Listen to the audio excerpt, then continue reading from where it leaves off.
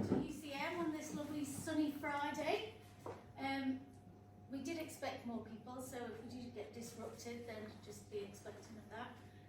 Just if there's a fire alarm, we go back out the way you came. If anybody needs the bathroom, we go out to the right of this door here that you came in through. So really today is just to kickstart and to launch the sustainable courses that we're doing at UCM. So just to give you a bit of background, the adult learning area was launched in September, and we work in jointly with Chamber of Commerce, the Climate Change Action Group, industry. We're conforming with the Island Plan, and we're working with Department of Enterprise to put on relevant courses to try and bridge the skills gap that's existing in industry. So as part of that, we are organising Learn for Life events, and we're doing 4 this year. This is the second one, so it's based on sustainability, which when we surveyed industry was a skills shortage.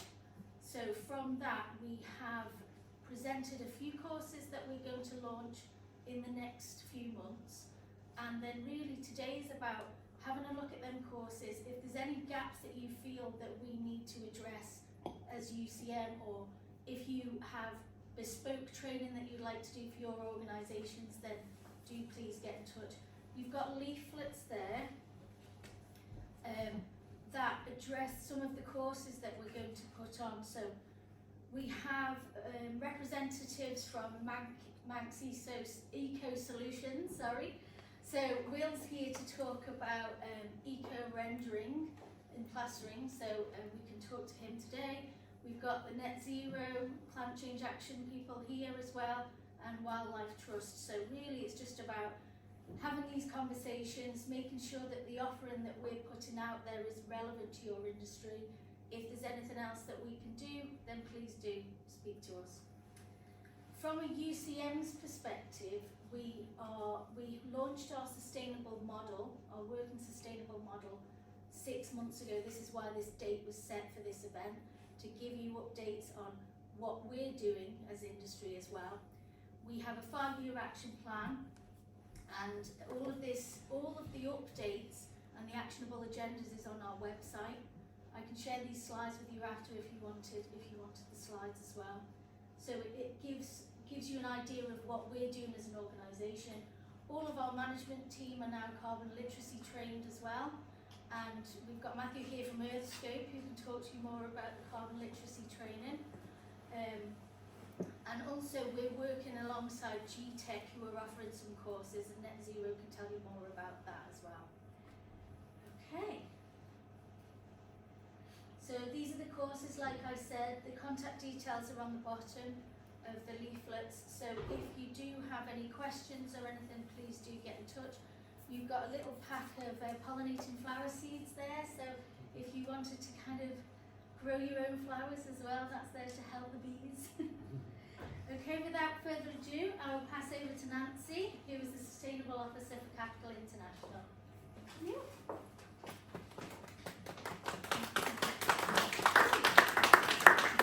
My first ever talk, so sorry if I seem a bit nervous. So yeah, thank you all for coming. These are just 4 key headings. We won't go into great detail. It'll just be a generalisation and a bit of a summary on sustainability as a whole, and then obviously sustainable business, and then upskilling, which is obviously key to UCM. So first things first, what is sustainability? So it's a bit of a buzzword at the minute. It's gotten a lot of traction over the last maybe 4 or 5 years, but it's always been there, always in the background.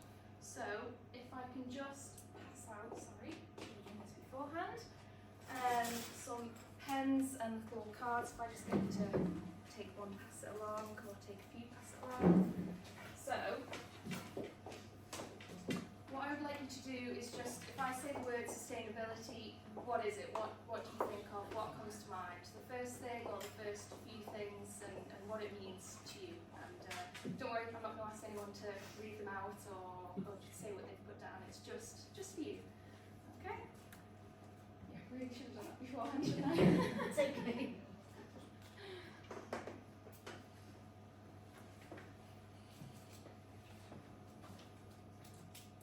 what we'll try to get out of this is, once you've written down what it is and what it means to you, we just want to show that it's such a broader term. There's so much more than what people expect within sustainability.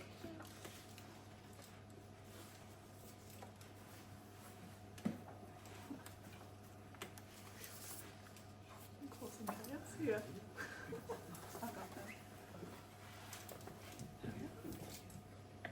Okay, so I'm guessing a lot of the answers will probably be planet related, so it will be your carbon emissions, your biodiversity, all sort of planet related themes.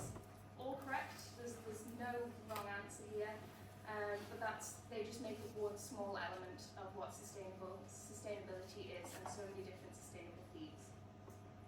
So as an example, for those that haven't seen this before or not familiar with it, these are the 17 UN SDGs, so the Sustainable Development Goals for value creation for people and for planet. So all the answers that you've probably written on your card will fall into one of these categories, but as you can see, there's so many more things rather than just biodiversity, climate change. You've got innovation, economy, health and well-being. It's such a broad scope, so we'd like to get out of the mindset that it means one thing. It means so many other things, and whether businesses realise it or not, they're probably doing a lot of sustainable related initiatives already. It's just sort of expanding on that area. Okay. So what does all that mean then for business? So you can see the definition up there. So sustainability is about meeting our current needs, and obviously we want to protect the needs in the future, so it really does focus on needs. So again, it's what you need as an individual, what businesses need to survive, thrive, develop, grow, and it will mean different things for different organisations. So again, you can just jot it down on your card. I'm not going to ask anybody to read anything out, but just think about what you need in your everyday life. So what do you need when you get up, when you go to business, when you go to work, whatever it is you're doing with your day. So you'll need your vehicles, infrastructure, water, heat, you'll need your food, everything, and you have to think about what works for you, well-being. So I think the next session that Kerry's putting on is all about well-being, so I won't go into that into too much detail. But again, it's all part of sustainability. So what we do then at Capital is we look to create positive value for all. So that keyword value, it's what you place value on. So businesses, okay, they are probably profit driven, financially driven, but that's not for everybody. Some organisations look at, so we've got Manx Wildlife Trust here, they're obviously a charitable organisation. They probably place value in very different things than what a big corporate company does. So it's just positive value for all. We've got a little bit there on how we do that. So it's doing the right thing for the right reasons. Okay, so we are obviously, we're in the financial industry, Capital, but we also, we have a really large team of people, so we value our people, we value our clients, we value all the communities and the charities around us as well. So we place value in those different areas, so that's what sustainability means to us at Capital. Okay, I'll go into a few bits later on of what Capital does as well in all these other areas that we've seen from the Sustainable Development Goals, but it's just creating that link between people, planet, and more. So just to summarise and condense it, what we use at Capital is we use the World Economic Forum metrics. So this is how we measure our progress and sort of benchmark ourselves against certain environmental, planet, prosperity, people metrics. So there's a lot in there, but again, it kind of gives you an overview as to how much is incorporated into sustainability. It's not just the first thing that pops into your head, there's so much more. So we focus on each one of these pillars and all the sort of the small, intricate, granular metrics that we'll look at to try and improve value for everybody within our business and outside of our business as well.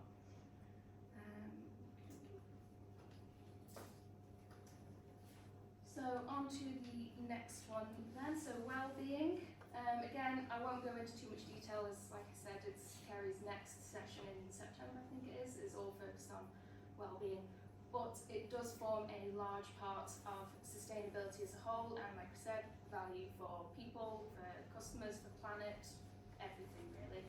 So last week I went to the seminar that Dr. Victoria Hirth had put on, and she explained it really, really well about how we need to shift into more of a well-being economy. So again, it's focusing on that value, the well-being, rather than just the financial goals right at the end.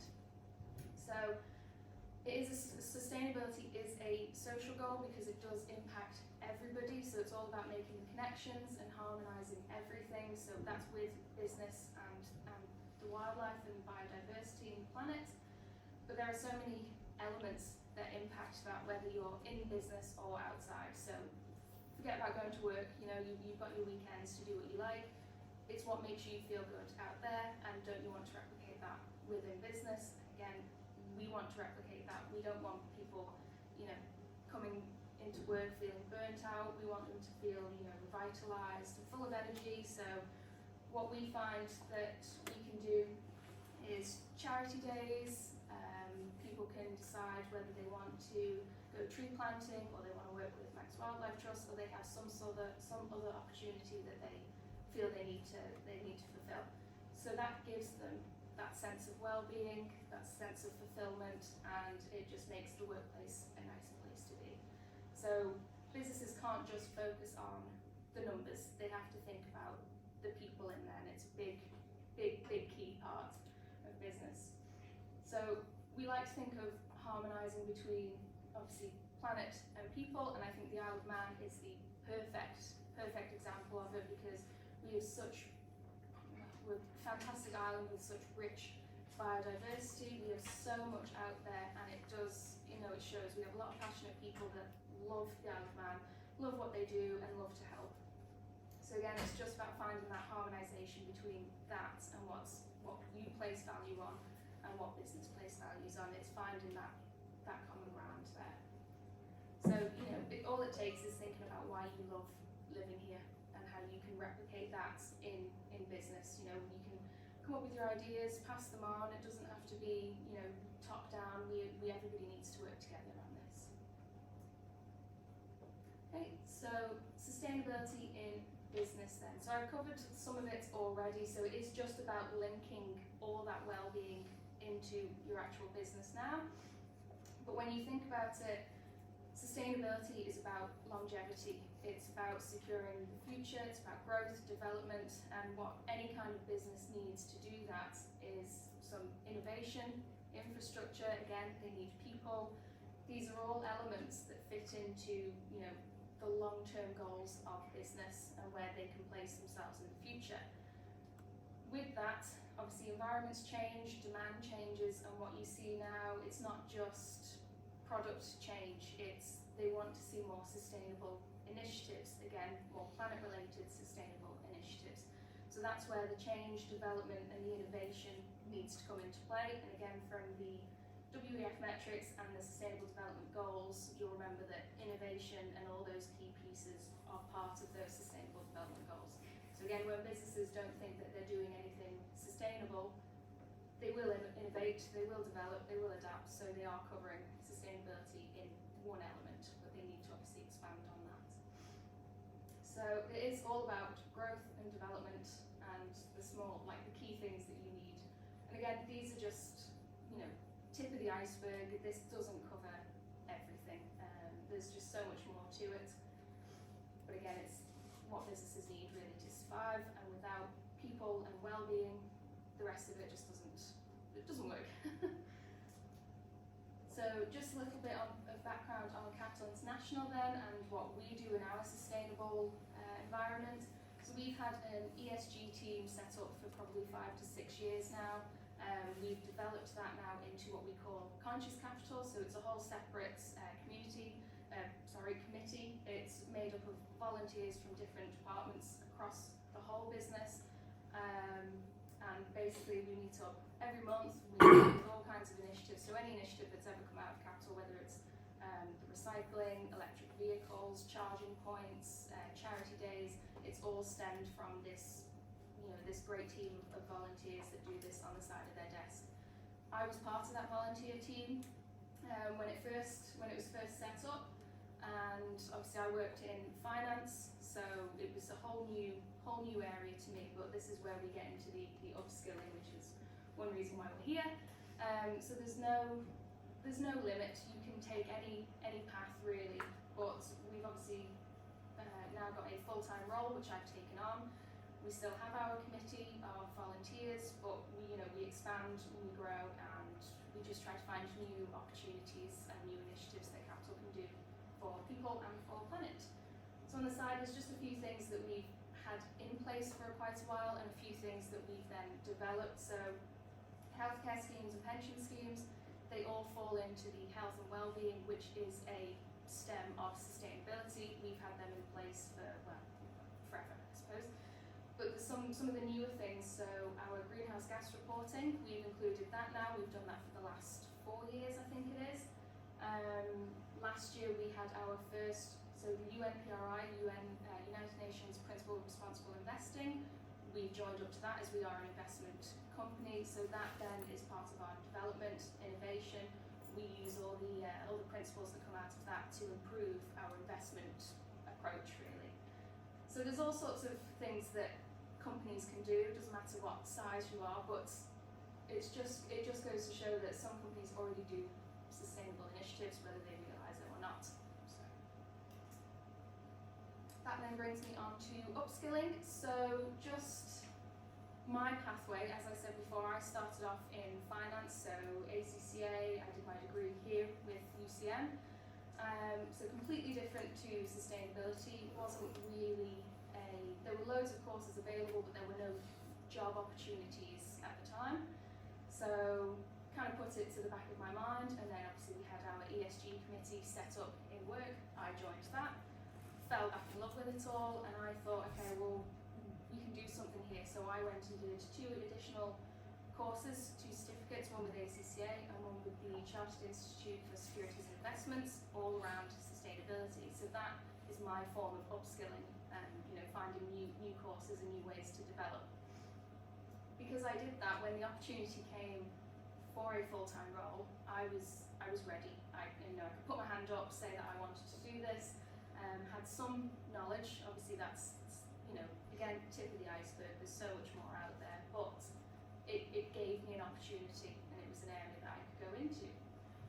So the courses now that Kerry's putting on, or I'm adding into the whole development, these are key pieces that the island needs, and mine's just one small example of how upskilling opened so many new doors, and how you can just expand your knowledge and your passion, and the island needs it. And if the island is going to innovate and develop and grow and become sustainable, we need these skills from certain people. So it's it is important, and it is very, very practical. Okay.